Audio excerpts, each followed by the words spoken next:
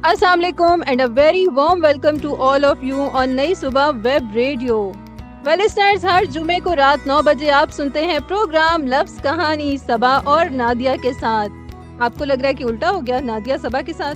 जी बिल्कुल, नादिया सबा के साथ भी सुन रहे हैं, लेकिन सबा इनाम भी चूंकि हमारे साथ मौजूद हैं तो हम कह सकते हैं कि आप सबा और नादिया के साथ प्रोग्राम सुन रहे हैं। सबा को भी अभी मौका देते हैं, उनका माइक ऑन है लेकिन अभी वो बोल नहीं रही। आपसे अभी बात करना स्टार्ट करेंगी। पहले मैं तो आपसे पूछ लूं कि आप कैसे हैं, कैसी गुजर रही आपकी जिंदगानी, कैसा गुजरा आपका पूरा हफ्ता और बारिशों की क्या सूरत हाल है आपके एरिया में। वेल मूनसून के अभी तक 4 स्पेल्स हो चुके हैं, बल्कि कंटिन्यू है चौथा स्पेल भी। बहुत सारे एरियाज में बारिश हो रही है और बहुत शदीद बारिश हो रही है। सो आपने क्या करना है कि आपने थोड़ा सा एहतियात ज़्यादा करना है अपने लिए भी और बाकी तमाम लोगों के लिए भी। और जो भी एहतियाती तदाबीर बताई जाती हैं रेडियो पर, टेलीविजन पर, सोशल मीडिया पर, या जो आप भी जानते हैं कि बारिश के मौसम में ख़ास तौर पर एहतियात करनी चाहिए उन चीज़ों की, तो वो ज़रूर कीजिए अपनी सेफ्टी के लिए और सब कुछ बेहतर ठीक ठाक रखने के लिए। So very best of luck. Well listeners, हमारी दुआएं हैं आप सबके साथ, सो हमें भी दुआओं में याद रखिएगा। प्रोग्राम का आगाज़ करते हैं और सबा को वेलकम करते हैं। अस्सलाम वालेकुम सबा, कैसी हैं आप? वालेकुम अस्सलाम नादिया, अल्हम्दुलिल्लाह, अल्लाह का शुक्र है मैं ठीक। आप बताएं आप कैसी हैं और आपका वीकेंड कैसा गुजरा? अल्हम्दुलिल्लाह मैं भी बिल्कुल ठीक ठाक हूँ और पिछला वीकेंड तो जैसा भी गुजरा गुजर गया लेकिन अभी का जो हफ्ता गुजरा है अल्हम्दुलिल्लाह वो भी बहुत अच्छा गुजर रहा है और आई एम श्योर जो अब ये कमिंग वीकेंड है तो ये भी अच्छा गुजरेगा और सबका ही अच्छा गुजरेगा। वैसे हमें कभी कभी लग रहा होता है ना कि अपनी पसंद के या अपनी मर्जी के या अपनी जो हमने टारगेटेड कुछ गोल्स रखे होते हैं वो पूरे हो जाए तो इसका मतलब है काम अच्छा चल रहा है, अदरवाइज हम कहते हैं नहीं भाई अच्छा नहीं हुआ। सो कभी कभी ऐसा होता है कि जो हम चाह रहे होते हैं वो पूरा नहीं भी हो रहा होता, तब भी टाइम को एंजॉय करना चाहिए, थोड़ा रिलैक्स रखना चाहिए खुद को, माइंड को, और फिर सोचना चाहिए कि कहाँ पर कमी रहेगी जिसकी वजह से हम अपना गोल अचीव नहीं कर सके। सबा क्या कहती हैं आप इस बारे में? जी नादिया, आप बिल्कुल ठीक कह रही हैं। अच्छा, वैसे सबा आपको तो मालूम ही है ऑलरेडी, लेकिन हम अपने लिसनर्स को भी बताते हैं कि प्रोग्राम लफ्ज़ कहानी, जिसमें हम आपके लिए लेकर आते हैं बहुत सारी कहानियाँ आवाज़ों से जुड़ी हुई, लफ्ज़ों से जुड़ी हुई, और इसके साथ साथ कुछ अल्फाज भी आपके साथ ऐसे शेयर करते हैं कि जो अमूमन हम गलत अदा कर रहे होते हैं जब हम रूटीन लाइफ में बोल रहे होते हैं। तो वो जस्ट एक लर्निंग प्रोसेस है, लर्निंग टाइम है या लर्निंग सेगमेंट है आपके लिए भी और हमारे लिए भी। लेकिन इसके साथ साथ आज एडिशनली आप लोगों के साथ हम शेयर करेंगे एक बहुत ही मज़ेदार सी मैंगो की रेसिपी। आम तो आप बहुत ज़्यादा खा रहे होंगे, एंजॉय कर रहे होंगे क्योंकि मौसम ही आमों का है और बड़े मीठे आम आए हुए हैं, लेकिन आई एम श्योर अगर आप वो रेसिपी ट्राई करेंगे तो आपको आमों का जो मज़ा है ना वो दोबारा फील होगा, और खुद ट्राई करेंगे तो और ज़्यादा अच्छा होगा। क्योंकि अगर कोई रेसिपी हमसे अच्छी बन जाए ना और फिर तारीफ भी मिले इन रिटर्न तो फिर बड़ा मज़ा आता है। सब ऐसा है ना? जी नादिया, बिल्कुल ऐसा ही है। और इसके साथ साथ हम आपके साथ शेयर करेंगे एक बहुत छोटी सी सिंपल सी रेमेडी नहीं आप कह सकते, आप ये कह सकते हैं कि अगर आप अपनी स्किन केयर रूटीन में उस छोटे से पॉइंट को भी ऐड कर लेंगे तो आप बहुत, एक तो कॉस्टली जो हम क्रीम्स खरीद रहे होते हैं उनसे भी बच सकते हैं, और इसके साथ साथ वो इतना सिंपल सा स्टेप है कि उसके लिए बहुत ज़्यादा कोई मुश्किल सा काम नहीं करना पड़ता। ठीक है जी। और लास्टली हम आपके साथ शेयर करेंगे, एक तो हमारा रूटीन का मुहावरा होगा, लेकिन इसके साथ साथ आज हम तोते से और चश्मे से रिलेटेड भी एक मुहावरा आपके साथ शेयर करेंगे और सबा उसकी बहुत ही अच्छी तरीके से तशरीह करके हमें बताएंगी कि आपको भी मज़ा आ जाएगा, मुझे भी मज़ा आ जाएगा इंशाल्लाह। वेल लिसनर्स, आप भी हमारे साथ रहिएगा। अपना फीडबैक आप हमारे साथ शेयर कर सकते हैं हमारे व्हाट्सएप नंबर पर, हमारे फेसबुक आईडी पर कमेंट करके। इसकी डिटेल भी हम आपके साथ शेयर करेंगे, लेकिन हम आपको पहले सुनवाएंगे ये जबरदस्त सा ट्रैक। गाने को एंजॉय कीजिए और रहिएगा हमारे साथ। वेलकम बैक लिसनर्स, आप सुन रहे हैं शो लफ्ज़ कहानी नई सुबह वेब रेडियो पर। आप हमें फीडबैक पहुंचाने के लिए हमारे व्हाट्सएप नंबर पर कांटेक्ट कर सकते हैं, वॉइस मैसेज के थ्रू भी और टेक्स्ट मैसेज के थ्रू भी। नंबर है 033086000072। आप फेसबुक पेज पे कमेंट भी कर सकते हैं। हमारा फेसबुक पेज है facebook.com नई सुबह इंस्टीट्यूट। बिल्कुल जी, facebook.com/नई सुबह इंस्टीट्यूट, ये है वो फेसबुक आईडी जिस पर आप अपने कमेंट्स हमारे साथ शेयर कर सकते हैं। और जैसा कि आपको सबा ने बताया है कि आप टेक्स्ट मैसेज के साथ साथ वॉइस मैसेजेस भी शेयर कर सकते हैं हमारे व्हाट्सएप नंबर पर। अपना नाम लिखिएगा, अपने शहर का नाम लिखिएगा, ताकि हम जान सकें कि आप किन किन एरियाज में मौजूद हमें सुन रहे हैं। और इसके साथ साथ आपने अपना मैसेज लिखकर हमारे साथ शेयर कर देना है व्हाट्सएप नंबर पर। और नई सुबह वेब रेडियो को आप सुन सकते हैं हमारी वेबसाइट के थ्रू, which is naisubah.org/radio। बिल्कुल। तो लिसनर्स, अब हम पूछते हैं नादिया से कि आज वो हमें आवाज कहानी में क्या बताने वाली हैं। बिल्कुल, मैं आपको बताती हूँ कि आज आवाज कहानी में आपके लिए क्या है। और आवाज कहानी में एक आवाज है और उससे जुड़ी डिफरेंट इंफॉर्मेशन है, जो कि कहानी ही लगेगी जब हम आपको सुना रहे होंगे। तो पहले सुनते हैं ये आवाज और फिर आपको बताते हैं इस आवाज से जुड़े इंटरेस्टिंग और अमेजिंग फैक्ट।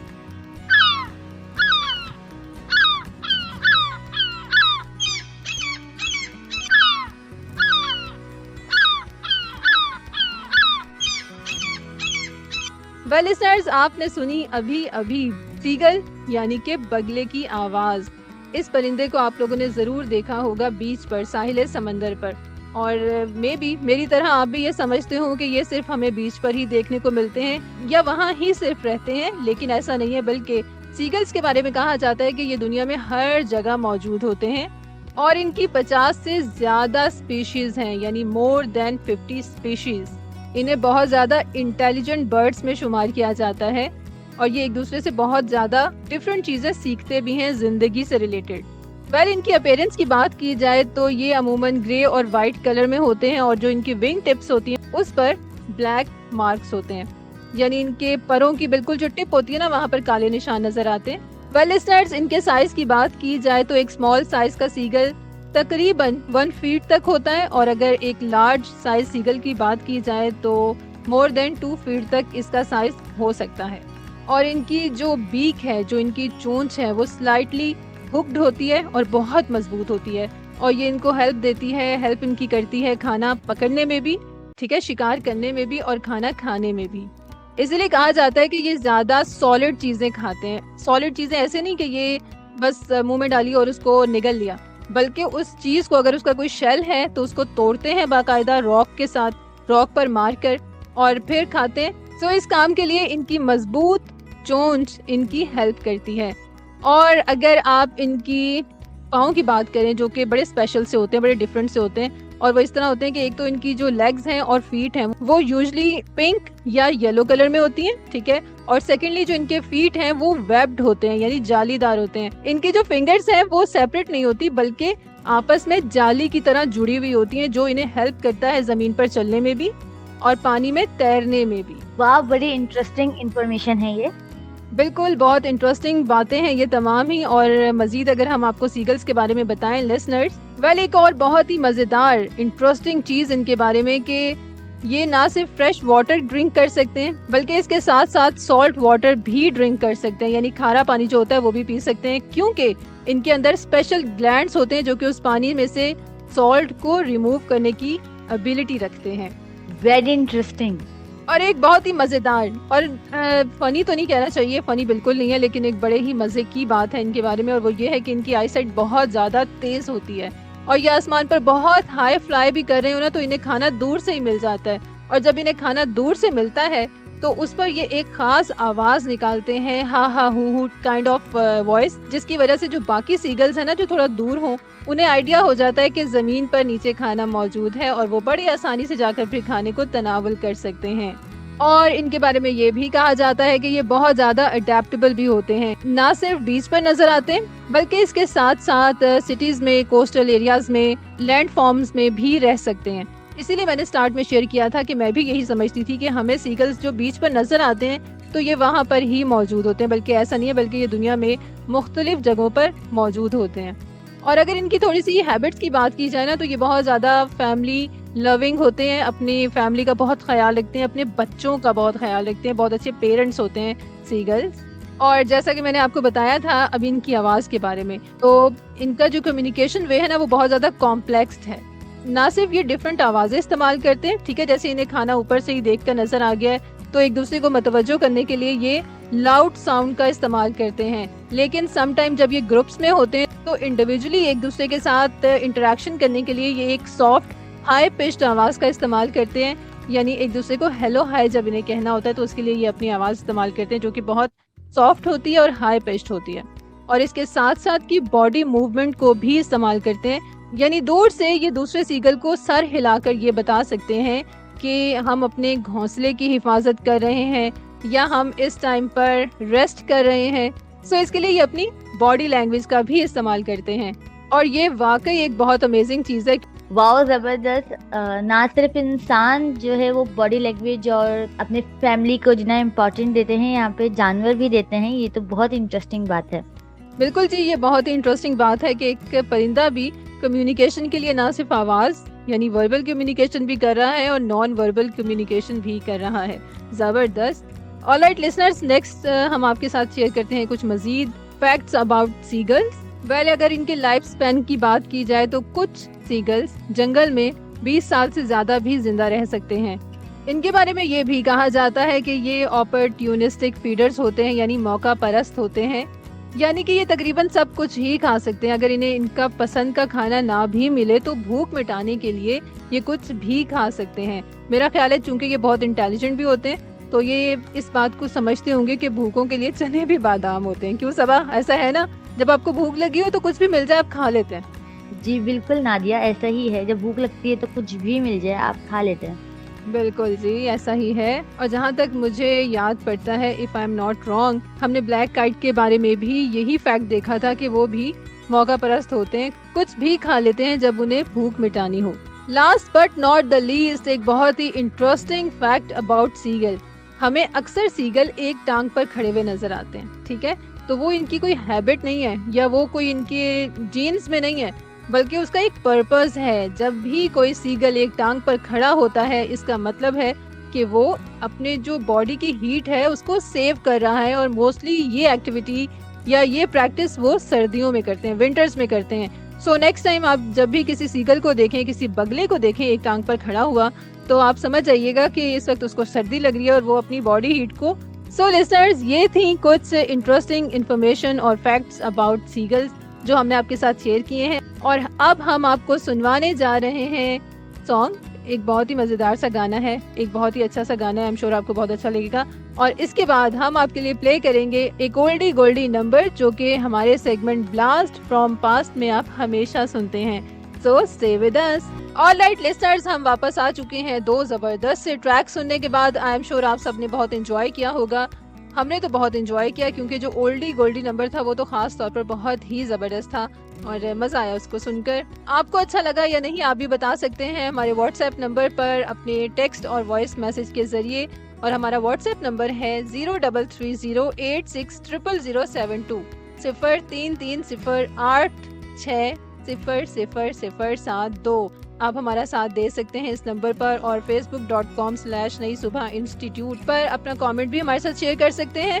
और अगर आपको लगता है कि हमारे शोज आपके फैमिली और फ्रेंड्स में भी सुने जाने चाहिए तो आप हमारी वेबसाइट का लिंक भी उनके साथ शेयर कर सकते हैं। That is naisubah.org/radio। Alright listeners, यहाँ पर आपके साथ कुछ इन्फॉर्मेशन शेयर कर देते हैं अबाउट नई सुबह सर्विसेज जो कि ऑनलाइन और ऑन कैंपस भी प्रोवाइड की जाती हैं। Karachi based visually impaired persons के लिए हमारे पास ऑन कैंपस भी डिफरेंट ट्रेनिंग्स हैं जिन्हें आप ज्वाइन कर सकते हैं। और अगर आप कराची से बाहर हैं तो आप ऑनलाइन डिफरेंट कोर्सेज जो कि हर कोहोर्ट में आपके लिए ऑफर किए जाते हैं, आप उन्हें ज्वाइन कर सकते हैं। और बहुत ही आसान सा प्रोसीजर है जिसकी वजह से आप अगर पढ़ रहे हैं या आप अगर जॉब भी कर रहे हैं तो अपने टाइम को मैनेज कर सकते हैं इन DLP के डिफरेंट कोर्सेज के लिए। डिस्टेंस लर्निंग प्रोग्राम हमारा एक प्रोजेक्ट है जिसमें हम डिफरेंट कोर्सेज, टेक्निकल कोर्सेज भी हैं, इसके साथ कम्युनिकेशन से रिलेटेड भी हैं, इसके अलावा ग्रूमिंग से रिलेटेड कोर्सेज भी हैं जो कि आप ज्वाइन कर सकते हैं। So keep in touch with नई सुबह वेबसाइट व्हिच इज naisubah.org। और अब हम ये करते हैं कि अब हम सबा की तरफ चलते हैं ताकि सबा आज का मुहावरा हमारे साथ शेयर करें और उससे जुड़ी कहानी, या अगर कोई कहानी नहीं है तो वो क्यों इस्तेमाल होता है, सबा हमें ये बताएं। So over to Saba. Well listeners, आज का इडियम है couldn't see the forest for the trees। और ये कुछ मिलता जुलता मुहावरा है जो हमने कुछ प्रोग्राम्स पहले आपके साथ शेयर किया था। यानी मैं बात कर रही हूँ पेनी वाइज पाउंड फुलिश। यानी एक तरफ हम थोड़े थोड़े पैसे बचा रहे होते हैं और दूसरी तरफ ज्यादा से ज्यादा हम बड़े अमाउंट को खर्च कर देते हैं जिसका कोई फायदा नहीं होता। तो ये इडियम भी ऐसा ही है कि कोई भी मामला हो, कि उसकी छोटी छोटी डिटेल पर इतना फोकस करें कि असल मैटर को इग्नोर कर दिया जाए। यानी कि कोई प्रॉब्लम सॉल्व करने लगे तो असल वजह को इग्नोर कर दें और गैर जरूरी चीजों को बार बार डिस्कस करके मजीद प्रॉब्लम्स क्रिएट की जाए। तो इसीलिए कहा जाता है कि couldn't see the forest for the trees, यानी पूरे जंगल को इग्नोर कर दें और करीब के दरख्तों पर ही फोकस रहे। ऑलराइट सबा, जबरदस्त। वैसे मुझे इससे ये ख्याल आया जब आपने ये कहा ना कि छोटी छोटी जो तफसीलात है उन पर फोकस किया जाए और जो मेन रीजन है उसको इग्नोर कर दिया जाए, तो उर्दू में भी हम एक मुहावरा इसके लिए इस्तेमाल करते हैं जिसको हम कहते हैं बाल की खाल उतारना। यानी कि असल मसले को आप छोड़ दें, भूल जाएं और कोई एक पॉइंट पकड़ लें और उसी का रगड़ा लगाते रहें। और इससे होता ये है कि टाइम भी वेस्ट होता है, एनर्जी भी वेस्ट होती है और मसले का हल भी कोई नहीं निकलता। वेल लिसनर्स, आपको ये मुहावरा कैसा लगा हमें ज़रूर बताइएगा। और एक और मुहावरा होता है वो मैं इस गाने के बाद आपको बताती हूँ, बहुत ही ज़बरदस्त, जो कि मैंने शुरू में आपको बताया था कि तोते और चश्मे से रिलेटेड है, तो आपके साथ शेयर करेंगे। लेकिन पहले आप सुनिए ये गाना। वेलकम बैक लिसनर्स, गाना सुनकर हम वापस आ चुके हैं और आपके साथ हम शेयर कर रहे थे ईडीएम, उससे रिलेटेड कहानी नहीं, कुछ इन्फॉर्मेशन। आई एम श्योर आप भी इस चीज़ को रिलेट कर पाते होंगे कि बहुत दफ़ा ऐसा होता है कि हम छोटी छोटी तफसीलात पर इतना ज़्यादा फोकस करते हैं कि असल जो पॉइंट होता है ना उससे फ्लिप कर जाते हैं। ठीक है, उस पर फोकस नहीं रहता तो बात कहाँ से कहाँ निकल जाती है। लेकिन कोई बात नहीं, होता है लाइफ में, हम अपने तजुर्बों से ही सीख रहे होते हैं।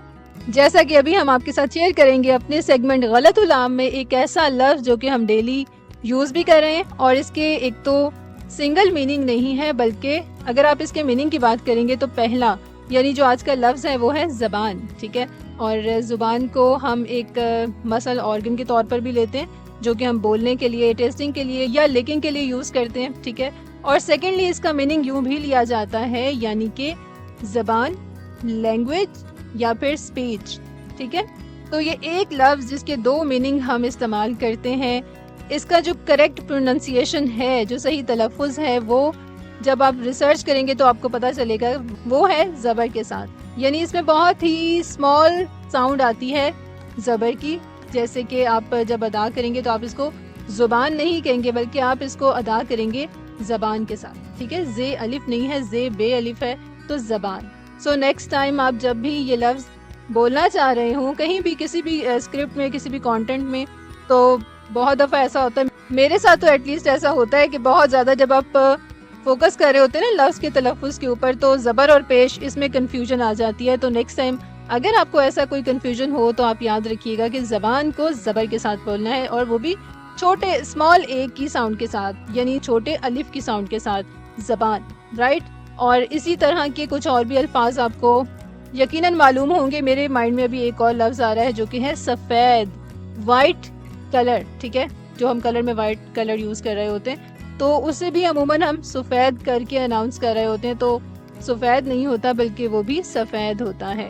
सो ये तो था आज का हमारा लफ्ज़ नहीं कहना चाहिए, अल्फाज कहना चाहिए हमारे सेगमेंट गलतुल आम अल्फाज में। सो आज अल्फाज ही शामिल कर ली हैं। वेल लिसनर्स, आज के गलतुल आम अल्फाज के बाद आपके साथ शेयर करते हैं एक बहुत ही डिलीशियस, एक बहुत ही स्क्रम्शियस, मज़ेदार, स्वीट सी डिश। यानी कि आज हम आपके साथ शेयर करते हैं, जाते जाते आपको ट्रीट दे रहे हैं, मैंगो डेजर्ट। मैंगो डिलाइट इसका नाम है। ठीक है, ये चूंकि एक डेजर्ट है इसलिए मैंने मैंगो डेजर्ट ही बोल दिया। वेल बहुत ही सिंपल सा है, आपके पास होने चाहिए कौन से इंग्रेडिएंट्स। मेन इंग्रेडिएंट तो आपका है मैंगो, क्योंकि सीजन में भी है और बहुत मीठे मीठे आम आ रहे हैं, तो आप थोड़ी सी एफर्ट करके ये रेसिपी बनाइएगा और फिर खुद भी इंजॉय कीजिएगा। आई एम श्योर आपकी फैमिली भी इंजॉय करेगी। तो इसके लिए आपको जो चीज़ें चाहिए, जो इंग्रेडिएंट्स चाहिए, वो आपके साथ शेयर करते हैं। मैं कोशिश करती हूँ कि आपको आसान तरीन तरीके से बताऊं ताकि आप थोड़ा मोटिवेट भी हो सकें बनाने के लिए, राइट।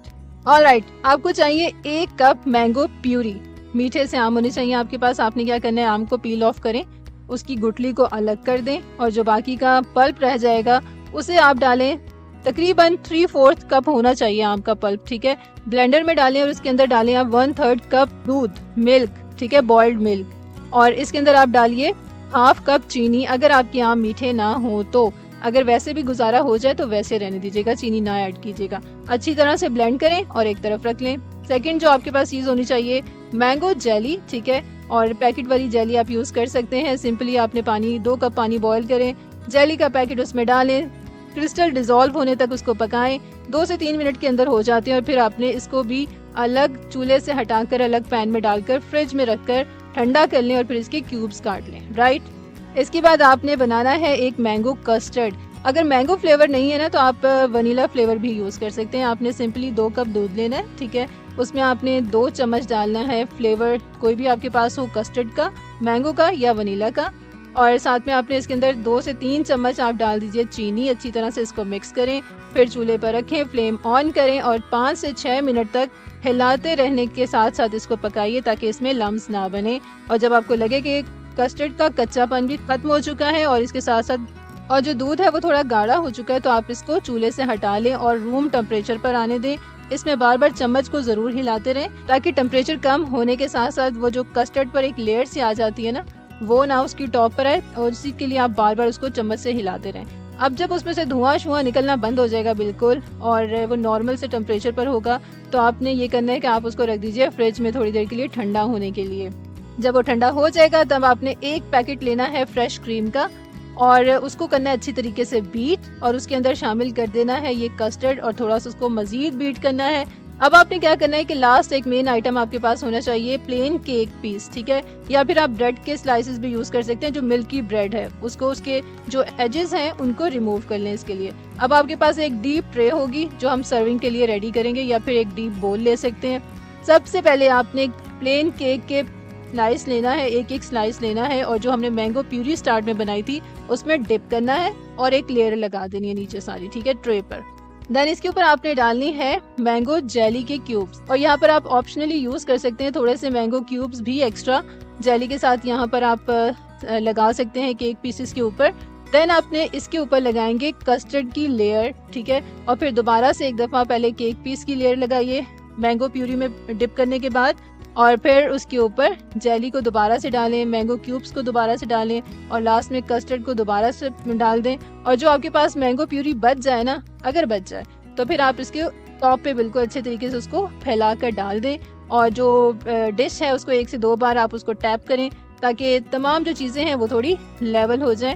और लास्ट में आप यही कीजिएगा कि थोड़ा सा, लास्ट में नहीं थोड़ा पहले कीजिएगा, थोड़ा सा कस्टर्ड बचा लीजिएगा और फिर इसको किसी भी कोन में या शॉपिंग बैग में सिंपली डालिए, थोड़ा सा उसके नीचे सुराख करें और थोड़ा सा आप टॉप पे गार्निशिंग के लिए डिजाइनिंग कर सकते हैं इसको प्रेजेंटेबल बनाने के लिए।